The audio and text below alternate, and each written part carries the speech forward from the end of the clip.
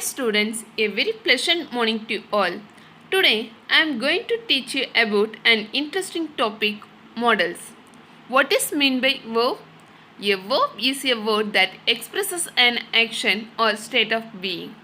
They are of two types, main verb and auxiliary verb. Main verb. The word that expresses an action is called the main verb. The main verbs are called as action verb. Next we can see auxiliary verb. The word that tells when the situation took place are called auxiliary verb. Auxiliaries are helping verbs. They are of two types, primary auxiliaries and modal auxiliaries. Primary auxiliaries have three forms, be form, have form, do form. Be verbs are be, am, is, was, are, were. Have forms have, had, has. Do forms do, did, does. Next we can see about modals. Modals are also auxiliary verbs which express action that are possible, probable, certain, one's duty or obligation. The modal verbs are can, could, will, would, shall, should, may, might, need, are to, dare and must. There are 5 important points to be noted about their grammatical use.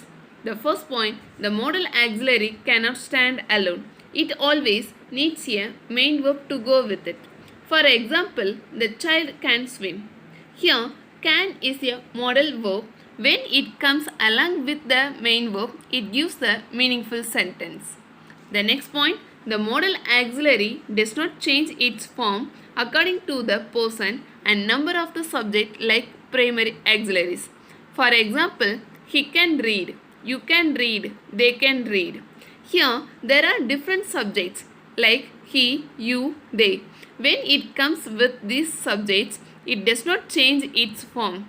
But the primary auxiliaries change its form according to the subject. Example, he reads, they read, you read.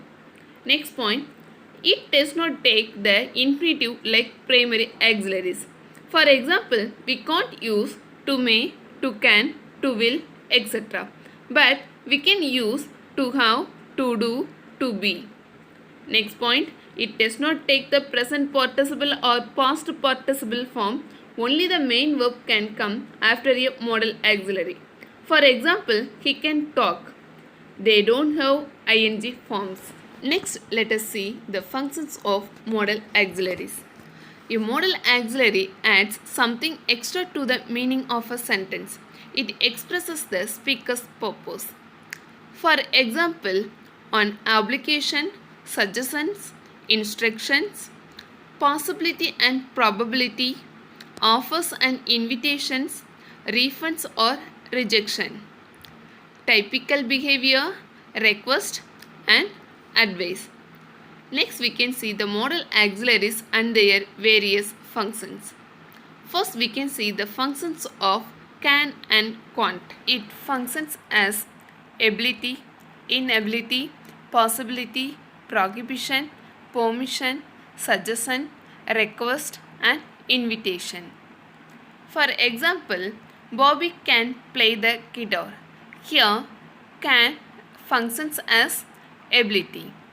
Next sentence, you can get medicines in the new shop. Here, can expresses as possibility. You can have my camera. Here, can functions as permission. Next, can I have your pen please? Here, can expresses as request. Next question, can you come to my house tomorrow? Here, can functions as invitation. Note it down, would and wouldn't are past forms of can and can't. Next we can see the functions of will and won't. It functions as request and probability. For example, will you sit down please? Here, will expresses as request. Next sentence, the phone is ringing. It will be Lara. Here, will functions as probability. Note it down, would and wouldn't are past forms of will and won't. Next we can see the functions of may and might. It functions as possibility, offer, permission. For example, may help you. Here may expresses as offer. You may leave now. Here may expresses as permission. Next sentence, there might be snow tomorrow. Here might expresses as possibility. Next we can see the functions of shall, should and are to. It functions as polite request, suggestion and obligation. For example, shall I do your work? Here shall expresses as polite request. Next example, shall we go out today? Here shall functions as suggestion. Next example, we all should save or are to save energy. Here should and are to function as obligation. Next we can see the functions of need and needn't. It functions as necessity and lack of obligation.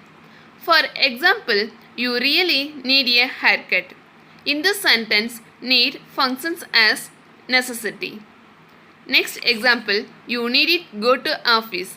Here, needn't expresses as lack of obligation. Next, we can see the functions of must. It functions as strong obligation, probability, prohibition and necessity. For example, I must visit my aunt this week. Here, must expresses as strong obligation. Next sentence, you have been working late, you must be tired. Here, must expresses as probability. Next sentence, you mustn't smoke here. Here, mustn't is functions as prohibition. Have you understood, children? Here, I have dropped some questions. Identify the modals in the following sentences. First question, who dash to oppose me? What is the correct answer? Dash to. Good. Dash to is the correct answer. The next question, children should not play with fire. Do you know the answer for this question? Should. Excellent. Should is the correct answer. The next question, it may rain today. Have you found the answer for this question? May. Yes, may is the correct answer. The next question, take on umbrella, it may rain. Do you know answer for this question? May. Good. May is the correct answer. Next question, we must lock the door before we leave. Have you found the answer? Must. Excellent. Must is the correct answer. The next question, she can draw really good pictures. What is the correct answer for this question? Can. Excellent. Thank you, children.